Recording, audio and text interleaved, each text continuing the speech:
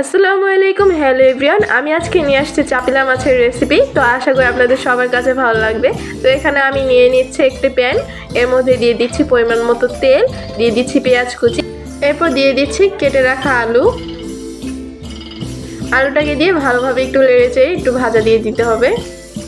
এরপর দিয়ে দিচ্ছি আদা রসুন বাটা, দিয়ে দিচ্ছি হলুদ গুঁড়া, মরিচের গুঁড়া আর ধনিয়া গুঁড়া, এরপর টমেটো কুচি দিয়ে ভালোভাবে সব কিছু মিশিয়ে কষিয়ে নিতে হবে।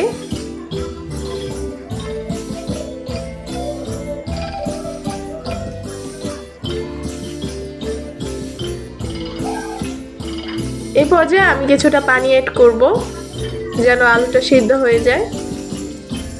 আমি হালকা একটু ঝোল রাখবো, খুব বেশি রাখবো না। তো মশলাটা একদম কষানো হয়ে গেছে, আলুটাও প্রায় সিদ্ধ হয়ে গেছে। এই পর্যায়ে আমি দিয়ে দেব চাপিলা মাছগুলো।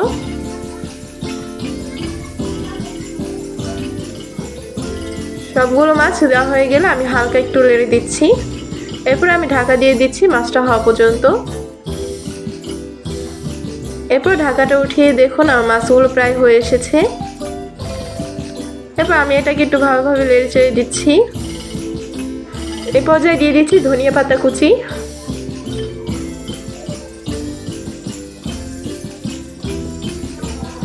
দেখুন আমার মাছ রান্না কিন্তু একদমই কমপ্লিট।